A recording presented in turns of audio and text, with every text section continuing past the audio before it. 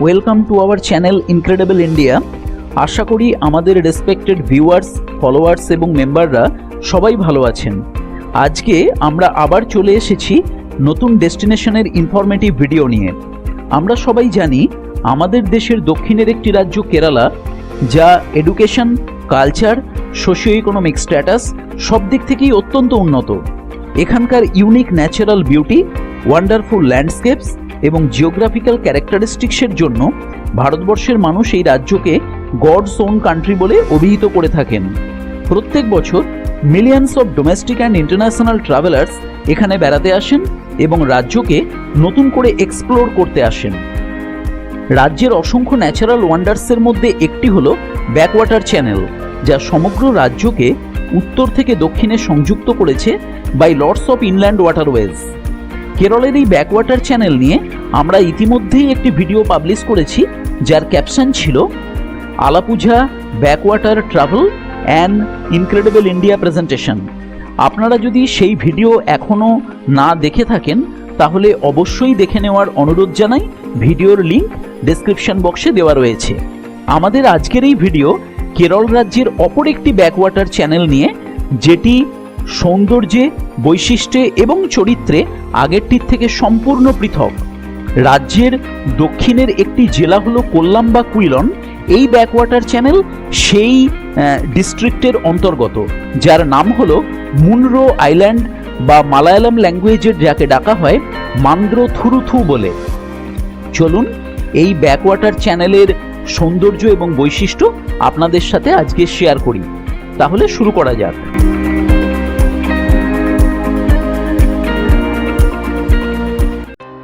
আমরা Munro island explore করতে এসেছিলাম কোল্লাম ডিস্ট্রিক্টের হেডকোয়ার্টার্স কোল্লাম সিটিতে স্টে করে।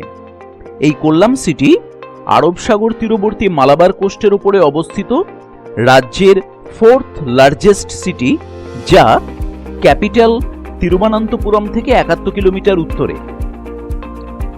কোল্লাম সিটিকে কনসিডার করা হয় রাজ্যের ব্যাকওয়াটার সিস্টেমের সাউদার্ন গেটওয়ে হিসাবে, এবং এই সিটি ক্যাসিউ প্রসেসিং আর কৈর ম্যানুফ্যাকচারিং এর জন্য বিখ্যাত। আমরা কোল্লাম সিটি থেকে একটি অটো হায়ার করে মুনরো আইল্যান্ড এসেছিলাম। অটোর সঙ্গে আমাদের কথা হয়েছিল এরকম যে আমরা মুনরো আইল্যান্ডে 2 ঘন্টা স্টে করব এবং তারপর সিটিতে ফিরে আসব। যাওয়া, আসা এবং স্টেইং সব নিয়ে আমাদের অটো ভাড়া লেগেছিল 1200 টাকা। মুনরো আইল্যান্ডে পৌঁছানোর পরে অটো ড্রাইভার দাদা আমাদের অনুরোধে স্থানীয় মানুষের সঙ্গে কথা বলে একটি বোট ঠিক করে দিলেন ব্যাকওয়াটার এক্সপ্লোর করার জন্য, এবং সেই বোটেই আমরা উঠে বসলাম।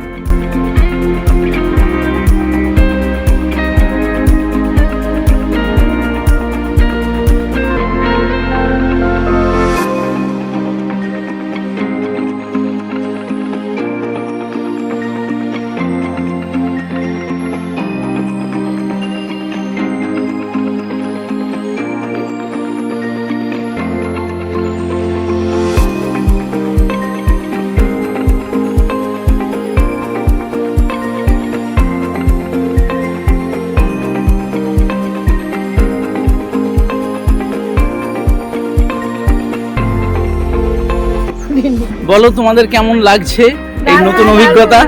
দারুণ, খুব সুন্দর। মুনরো আইল্যান্ডে ব্যাকওয়াটার ট্রাভেলের জন্য পর্যটকদের সামনে 2 রকমের অপশন আছে।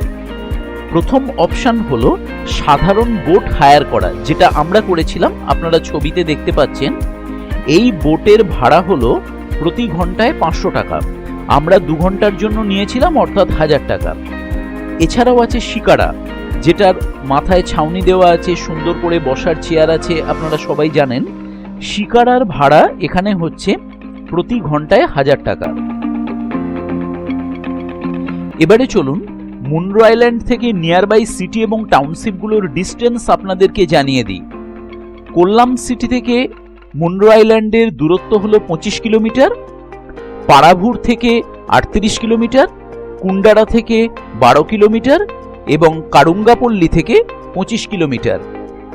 এই প্রত্যেকটা সিটি বা টাউনশিপে স্টে করে আপনারা মুনরো আইল্যান্ড বেড়াতে আসতে পারেন, অথবা ইচ্ছা হলে মুন্ড্রো আইল্যান্ডেও স্টে করতে পারেন, এখানেও কিছু রিসর্ট এবং হোমস্টে আছে। কিন্তু একটা কথা জানিয়ে দিই, মুন্ড্রো আইল্যান্ডে স্টে করলে আপনার স্টেইং চার্জ কিন্তু অনেক বেশি পড়বে, কারণ এটি একটি রিমোট এলাকা। অন্যদিকে নিয়ারবাই সিটি বা টাউনশিপগুলোর যে কোনো জায়গায় আপনি স্টে করলে অনেক কম খরচে থেকে মুন্ড্রো আইল্যান্ড ঘুরতে আসতে পারবেন।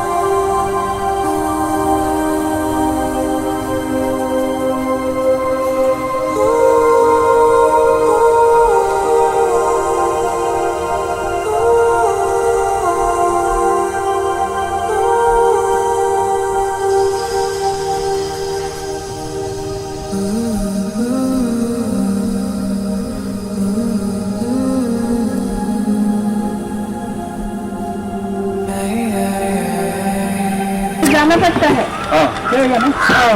बोटिंग करके ही जाना होता है। अच्छा। और इधर स्कूल भी है बच्चों का? अच्छा, सब बोटिंग से जाता है। वो जगह में स्कूल है, उधर बोटिंग में जाना है। और मानसून में प्रॉब्लम ज़्यादा पानी उठ गया तो बंद हो गया, बंद करेगा। এখানে বোধহয় বর্ষায় ছুটি দেওয়া অনেক প্রচুর বৃষ্টি হয়। इधर मानसून में हॉलीडे रहता है ना, समर में रहता है। अंदर आया है, दूरा कोंटो है, यहाँ दूरा कोड़ा कोंटो नहीं है। क्या है दिक्कत है किसको बैग? हाँ पता है, ये दो ही क्यों? हाई सी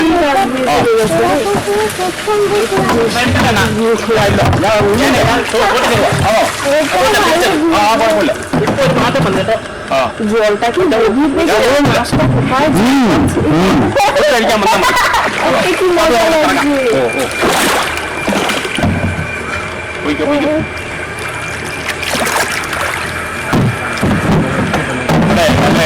ऐसा पड़े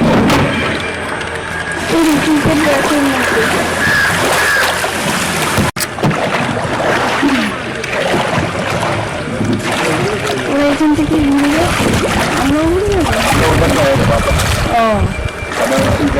মা দেখো একটা শিকারা দাঁড়িয়ে আছে, শিকারা ওদিকে। ও মা, ওই শিকারা দাঁড়িয়ে আছে।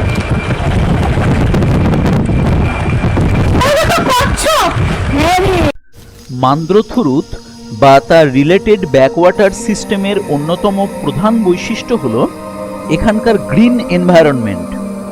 এখানকার সবুজের এত শেড এবং ডিগ্রি অফ গ্রিনিশ হিউ এতটাই বেশি যে এই রকম সবুজ চারপাশ কিন্তু কেরালার অন্য কোনো ব্যাকওয়াটার সিস্টেমে দেখা যায় না। যদিও ব্যাকওয়াটার চ্যানেলের চতুর্দিক যথেষ্ট পরিমাণে সবুজ হয়, কিন্তু এখানে সবুজের যে ডিগ্রি বা ডেনসিটি আমরা দেখতে পাচ্ছি সেটা কিন্তু একদম ব্যতিক্রমী। ওয়াটার চ্যানেলের দুপাশের গ্রামাঞ্চল ঘন সবুজ, এমনকি জলের রং প্রত্যেকটি জায়গায় এতটাই সবুজ যে রীতিমতো চোখ ধাঁধিয়ে দেয়। জলের উপর গ্রামাঞ্চল এবং চারপাশের এনভায়রনমেন্টের সবুজ প্রতিচ্ছবি এক কথায় অসাধারণ। মুনরো আইল্যান্ডে টুরিস্টরা কিন্তু শুধুমাত্র ব্যাকওয়াটার চ্যানেল ট্রাভেল করতে আসেন না, এখানে প্রধানত দেখতে আসেন এখানকার সবুজ এনভায়রনমেন্ট, যেটা কিন্তু সর্বদাই ব্যতিক্রমী। তাছাড়া এখানকার রিমোট ভিলেজগুলিতে কোইর রেটিং প্রসেস এবং কোইর উইভিং অর্থাৎ নারকেলের ছোবড়া থেকে যে দড়ি এবং সেখান থেকে যে বিরাট বড় শিল্পকর্ম তৈরি হয়, তাছাড়া ফিশিং, প্রনস ফিডিং, অসংখ্য migratory bird, extensively narrow water channels throughout the villages, coconut farms, lagoons এবং অন্যতম প্রধান আকর্ষণ হল অষ্টমুড়ি লেক এবং তার রিলেটেড ওয়াটার চ্যানেলসে বিরাট বড় ম্যানগ্রোভ ফরেস্ট। এটাই কিন্তু মুনরো আইল্যান্ডকে কেরালার অন্যান্য ব্যাকওয়াটার সিস্টেম থেকে পৃথক করেছে।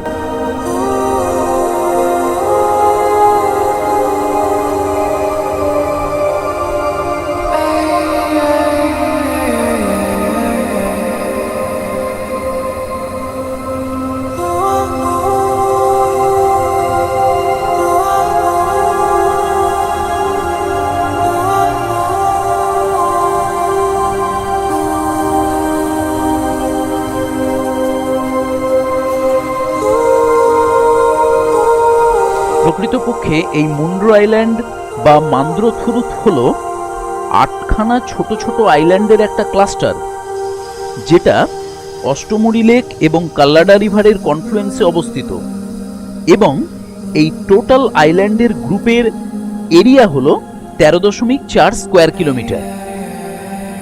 কাল্লাডা রিভার কেরালার পনমুড়ি হিল স্টেশন থেকে অরিজিন নিয়ে এই অষ্টমুড়ি লেকে এসে মিশেছে। আমরা এখন কাল্লাডা রিভারের ওপর দিয়েই যাচ্ছি। এখন আপনাদের সাথে একটি তথ্য আমি শেয়ার করি, সেটি হলো এই মুনরো আইল্যান্ডের নামকরণ কিভাবে হলো। ইস্ট ইন্ডিয়া কোম্পানি ব্যবসায়িক উদ্দেশ্যে বিক্ষিপ্তভাবে সমগ্র ভারতবর্ষের দখল নেবার পরে 1810 থেকে 1819 খ্রিস্টাব্দ পর্যন্ত তৎকালীন ত্রাভাঙ্কোর রাজ্যের রেসিডেন্ট কাম দেওয়ান নিযুক্ত হন কলোনেল জন মুনরো। তিনি এই অঞ্চলের অ্যাডমিনিস্ট্রেটিভ হেড নিযুক্ত হবার পরে এই সমস্ত আইল্যান্ডগুলো এবং রিলেটেড ল্যান্ডগুলোকে এক্সপ্লোর করেন, এবং তার নাম অনুসারেই তখন থেকেই এই জায়গাটির নামকরণ হয় মুনরো আইল্যান্ড, যেটি মালায়ালাম ল্যাঙ্গুয়েজে বলা হয় মান্দ্রথুরুত।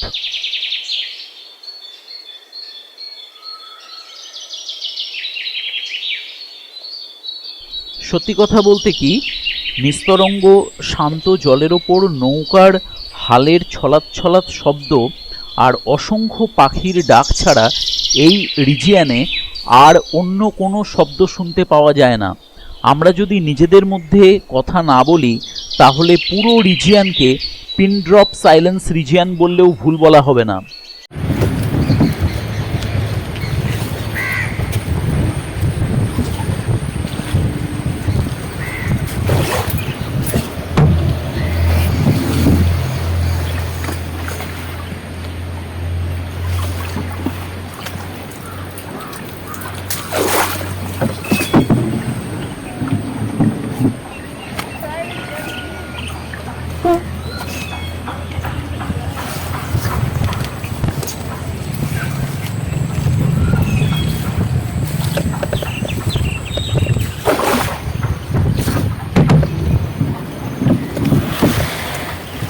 সুন্দর লাগছে।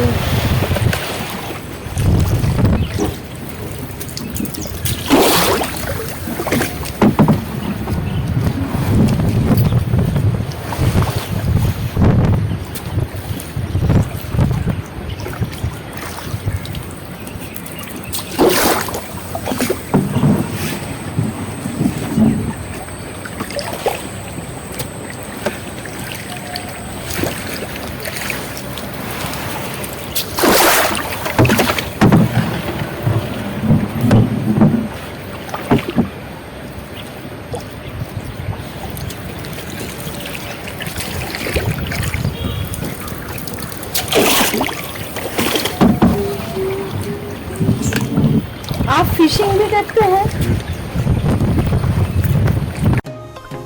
মুন্ড্রো আইল্যান্ডে পা রাখার পরে আমরা বোট হায়ার করে কাল্লাডা রিভারের ওপরেই যাত্রা শুরু করেছিলাম। অনেকটা পথ জলপথে আমরা চলে এসেছি। আমাদের সামনেই কাল্লাডা রিভার এবং অষ্টমুড়ি লেকের কনফ্লুয়েন্স। ডান দিকের এই ছোট দ্বীপটাতে একটা রিসর্ট আছে, আমাদের বোটম্যান জানালেন। কি সুন্দর জায়গাটা লক্ষ্য করুন।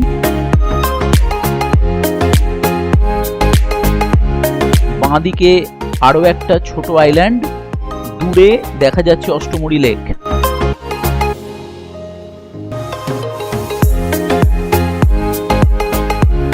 এই অষ্টমুড়ি লেক হলো কেরালা রাজ্যের second largest lake after Vembanad lake. এই দেখুন, আমরা অষ্টমুড়ি লেকে প্রবেশ করছি। দূরে দূরে অনেকগুলো আইল্যান্ড দেখতে পাচ্ছেন, হালকা সবুজ রঙের। এই আইল্যান্ডগুলোতে কিন্তু কোনো জনবসতি নেই।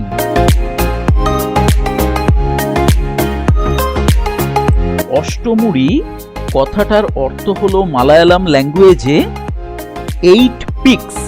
অষ্ট মানে হচ্ছে 8, 8, আর মুড়ি MUDI মুড়ি মানে হচ্ছে পিকস, 8টা পিক। এখানে কিন্তু পিক কথার অর্থ পাহাড়ের পিক নয়। এই নামের অর্থ হলো lakes topography with its multiple branches. Actually Ashtamudi লেকের 8টা পৃথক ব্রাঞ্চ আছে। এই ব্রাঞ্চগুলোকেই এখানে বলা হয় পিক, আর মালায়ালাম ল্যাঙ্গুয়েজে এই ব্রাঞ্চগুলোকে বলা হয় কায়াল, KAYAL। কায়াল মানে হচ্ছে shallow lagoons or inlets of sea that are parallel to the coast lines. Ashtamudi লেকের এইরকম 8খানা কায়াল আছে, যেগুলির নাম হলো থেভাল্লি কায়াল, কাডাপুঝা কায়াল, কান্ডাচিরা কায়াল, কাঞ্জিরোট্টু কায়াল, কুম্ভালুথু কায়াল, কুড়িপুঝা কায়াল, পেরুমন কায়াল এবং থেকামভাকাম কায়াল। এই 8টা কায়ালকে বলা হয় 8 আর্মস বা 8 ব্রাঞ্চেস অফ অষ্টমুড়ি। এই লেকেরই এক পাশে আছে ম্যানগ্রোভ ফরেস্ট, যেখানে আমরা এবার ধীরে ধীরে প্রবেশ করছি।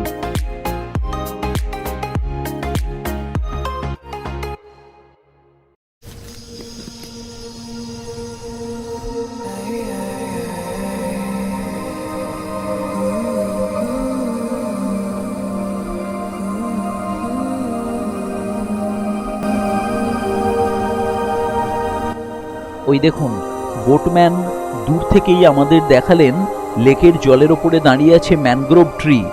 অনেকগুলি গাছ পাশাপাশি এমনভাবে দাঁড়িয়ে আছে যেন নিজেদের মধ্যে অনেকগুলি সার্কুলার গেটের মতো তৈরি করেছে। কি অপূর্ব সুন্দর দেখতে লাগছে। প্রকৃতি নিজের ক্যানভাসের ওপর রং তুলি দিয়ে যখন সৃষ্টির নেশায় মাতোয়ারা হয়ে থাকে, তখন মানুষ কিভাবে তার সৌন্দর্য ব্যাখ্যা করতে পারে।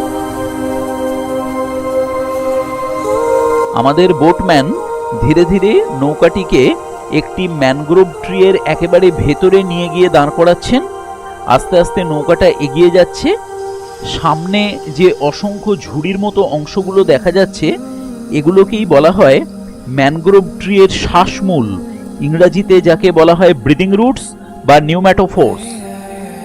এই শ্বাসমূলগুলি বিভিন্ন আকার আকৃতির দেখতে হয় এবং এদের মধ্যে থাকে অসংখ্য ছোট ছোট ছিদ্র, যার মাধ্যমে ম্যানগ্রোভ ট্রি বাইরে থেকে বেশি পরিমাণে অক্সিজেন টেনে নেয় এবং আন্ডারগ্রাউন্ড টিস্যুতে পৌঁছে দেয়। একটা এক্সেপশনাল এনভায়রনমেন্টাল সিচুয়েশনের মধ্যে থাকার জন্য এই গাছগুলি নিজেদেরকে এইভাবে অ্যাডাপ্ট করে। এই গাছগুলি যেমন একদিকে বাড়তি অক্সিজেন টেনে নিতে পারে, তেমনি অন্যদিকে জলের মধ্যে মিশে থাকা এক্সট্রা সল্টকেও রিমুভ করে দেয়, যাতে তারা গাছের ভিতরে না ঢুকতে পারে।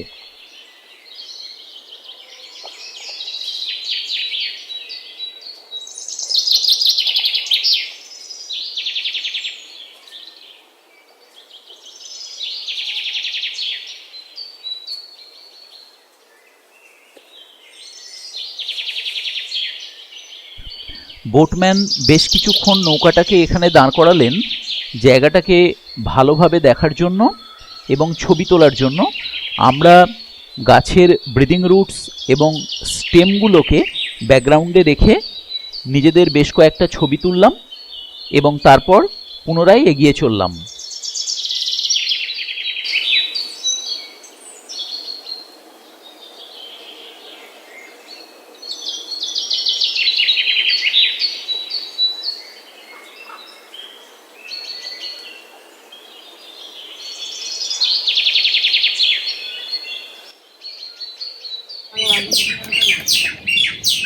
आप तो थे उधर।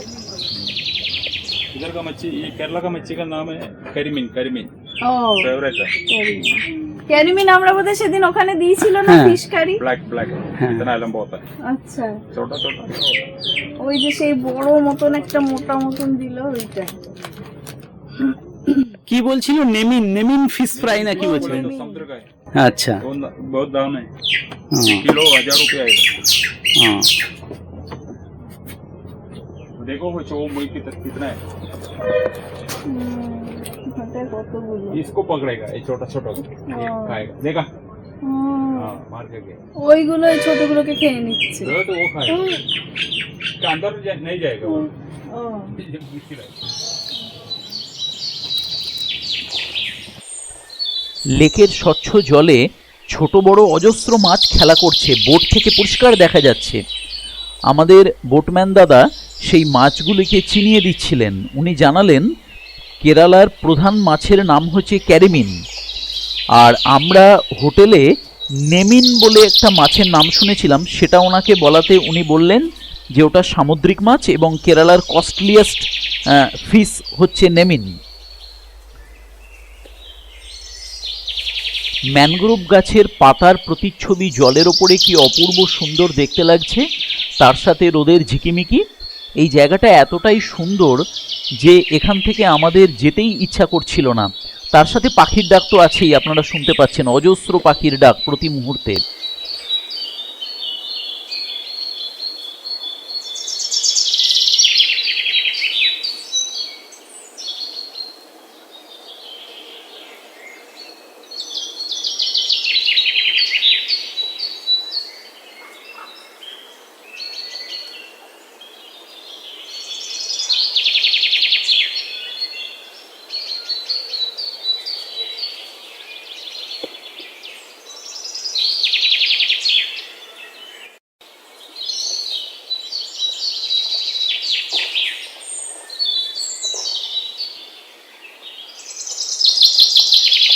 আমাদের বোটের পাশেই একটি মাছ ধরার বোট এসে দাঁড়ালো, সম্ভবত তারা এখানে মাছ ধরবেন। চারপাশে ম্যানগ্রোভ গাছের অরণ্য, লেকের জলের ওপরে গাছগুলো এমনভাবে দাঁড়িয়ে আছে যেন দেখতে বড় বড় পিলারের মতো লাগছে। জায়গাটা খুব সুন্দর। ম্যানগ্রোভ ট্রি কিন্তু সারা পৃথিবীতেই পাওয়া যায়, মেনলি ট্রপিক্যাল এবং সাবট্রপিক্যাল রিজিয়নগুলোতে, আর যেখানে টেম্পারেট কোস্টাল এরিয়া আছে এবং ইকুয়েটোরিয়াল ক্লাইমেট সেই রিজিয়নগুলোতে।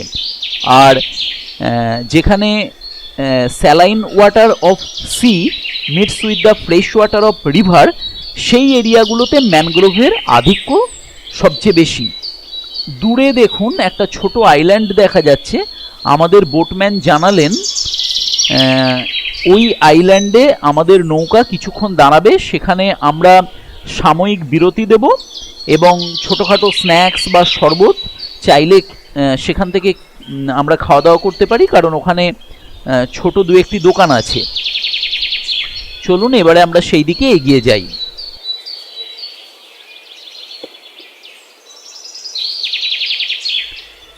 যে আইল্যান্ডে আমাদের নামার কথা, সেখানে যেতে গেলে লেকের উল্টো দিকের ওয়াটার চ্যানেলে যেতে হবে, কিন্তু সমস্যা হলো মাঝখানে রয়েছে একটা লো লেভেল ন্যারো ব্রিজ।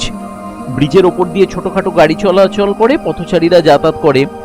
আমাদের বোটম্যান বললেন একেবারে মাথা নিচু করে বসে যেতে। আমরা মাথা নিচু করে বসে গেলাম এবং ব্রিজের তলা দিয়ে যাচ্ছি। সামান্য মাথা তুললেই কিন্তু মাথা ফেটে চৌচির হয়ে যাবে। আমাদের কাছে এটা ছিল একদম নিউ এক্সপিরিয়েন্স, অত্যন্ত অ্যাডভেঞ্চারাস। প্রায় গর্তর মতো তলা দিয়ে আমরা ক্রস করে এলাম। এবারে এদিকে একটা ছোট জেটি মতো আছে, সেখানে আমাদের নৌকা দাঁড়াবে এবং আমরা তারপর আইল্যান্ডে নামবো। এই দেখুন, এই গর্তটা আমরা ক্রস করে উল্টো দিকে এলাম। কি দারুণ মজার ব্যাপার।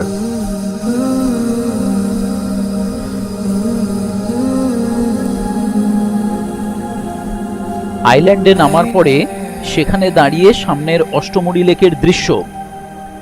অনেক দূরে দূরে দেখতে পাচ্ছেন কিছু সবুজ রঙের আবঝা আইল্যান্ড দেখা যাচ্ছে, যেগুলোর অনেকগুলিতেই কোনো জনবসতি নেই। এগুলো জঙ্গলে পরিপূর্ণ আইল্যান্ড।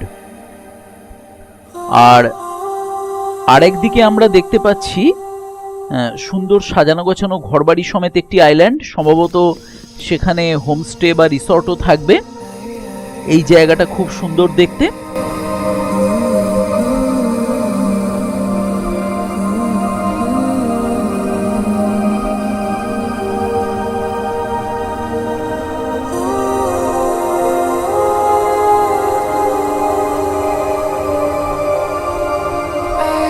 আইল্যান্ডের একটি ছোট্ট দোকানে ঠান্ডা লেবুর শরবত দিয়ে গলা ভিজিয়ে আমরা পুনরায় নৌকায় উঠে বসেছি।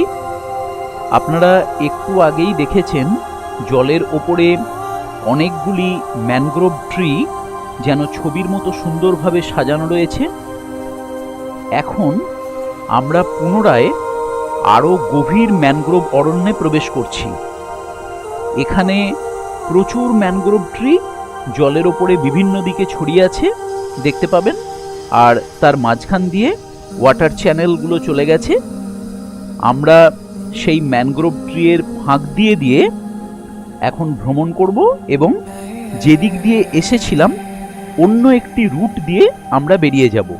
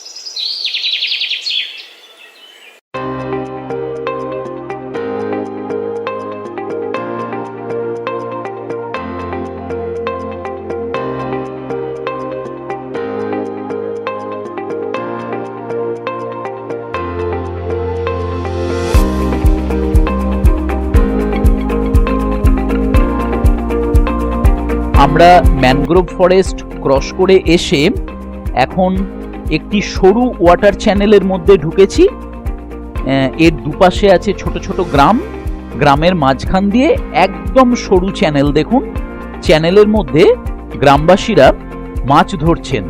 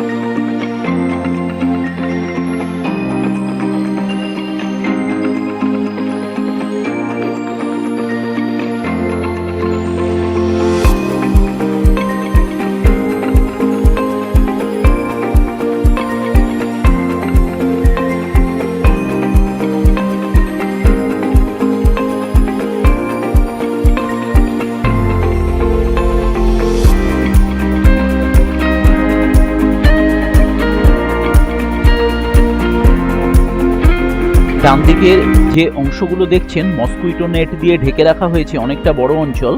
এই জায়গাগুলোকে বলা হয় ফিশ ফার্ম।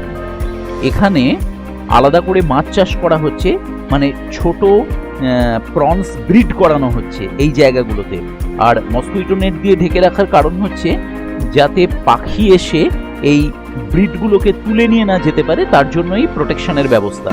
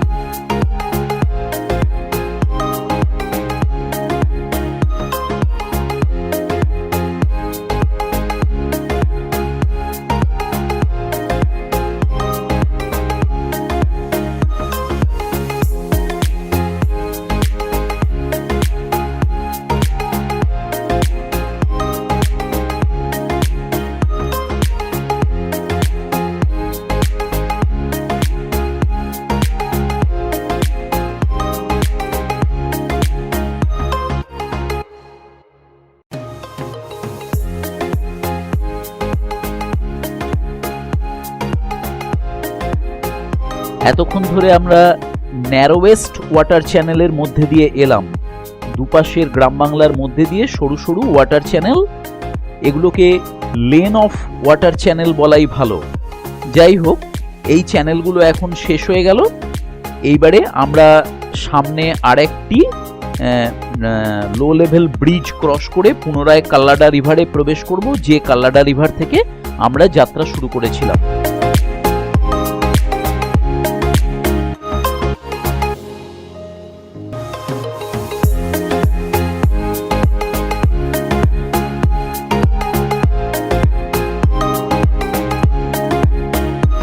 আরও একটা তথ্য আপনাদেরকে দিয়ে রাখি, এই মুন্ড্রো আইল্যান্ড রিজিয়নকে বলা হয় সিঙ্কিং আইল্যান্ড অফ কেরালা। তার কারণ হলো বর্ষার সময় এই অঞ্চলের অনেক অংশ জলের তলায় তলিয়ে যায়।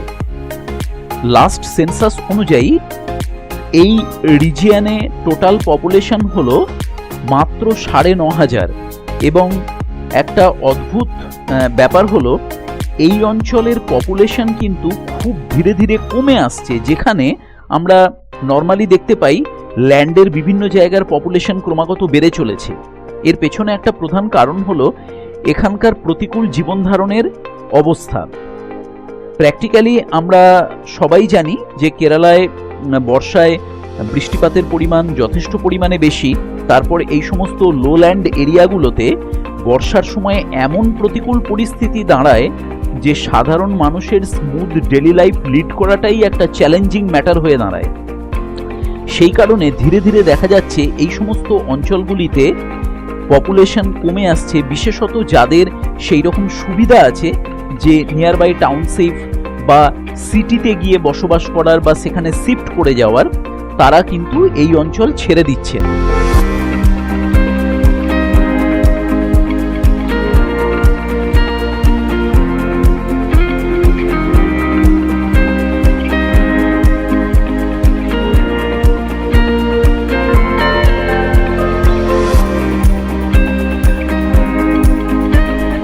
আমাদের মুন্ড্রো আইল্যান্ড কেন্দ্রিক দীর্ঘ 2 ঘন্টার জলভ্রমণ সমাপ্তির পথে। আর 10 থেকে 12 মিনিটের মধ্যেই আমরা নেমে যাব সেই জায়গায় যেখান থেকে আজকে আমরা আমাদের এই ব্যাকওয়াটার ভ্রমণ শুরু করেছিলাম। এই ভিডিও আপনাদের কেমন লাগলো তা জানার অপেক্ষায় আমরা থাকব। আর ভবিষ্যতে যদি এই ধরনের ইনফরমেটিভ ভিডিও আপনারা আরও দেখতে চান তাহলে অবশ্যই আমাদের চ্যানেলটি সাবস্ক্রাইব করে রাখবেন। পরিশেষে আমার ব্যক্তিগত কিছু অনুভূতি এবং উপলব্ধির কথা আপনাদের সাথে শেয়ার করে এই ভিডিও আমি শেষ করছি। সবাই ভালো থাকবেন। এই অকৃত্রিম বিশুদ্ধ নৈসর্গিক প্রকৃতি যেন জীবন্ত এক সত্তা, সময়ের সাথে সাথে যার সঙ্গে আত্মীয়তা গড়ে ওঠে। এই অমূল্য সময় মনের মণিকোঠায় চিরউজ্জ্বল হয়ে থাকবে। তাই ফেরার সময় মনে হয় এই প্রকৃতিও কি মনে রাখবে আমাদের কথা আগামীতে? এই প্রশ্নেরই যেন অনুরণন শুনতে পাই আমার বেটার হাফ তথা চ্যানেলের অন্যতম অ্যাডমিন তিথি মুখার্জির গলায়। একটা মানুষ কাছে ছিল, একটা মানুষ দূরে, আমার যত কথা ছিল বলতে যে চাই তারে। একটা মানুষ কাছে ছিল, একটা মানুষ দূরে, আমার যত কথা ছিল বলতে যে চাই তারে। ও বাতাস তুমি বলে দিও তারে, সে যেন আমারই থাকে, ভোলে না আমারে। ও বাতাস তুমি বলে দিও তারে, সে যেন আমারই থাকে, ভোলে না আমারে, ভোলে না আমারে। সে কি আমায় ভাবে আমার মতো করে, সে কি আমায় খোঁজে তার প্রিয় প্রহরে। সে কি আমায় ভাবে আমার মতো করে, সে কি আমায় খোঁজে তার প্রিয় প্রহরে। ও ও বাতাস তুমি বলে দিও তারে, সে যেন আমারই থাকে, ভোলে না আমারে। ও বাতাস তুমি বলে দিও তারে, সে যেন আমারই থাকে, ভোলে না আমারে, ভোলে না আমারে। সে কি নীরবতায় আমার প্রেমে ডুবে রয়, সে কি মনে রাখে পথে হলো পরিচয়।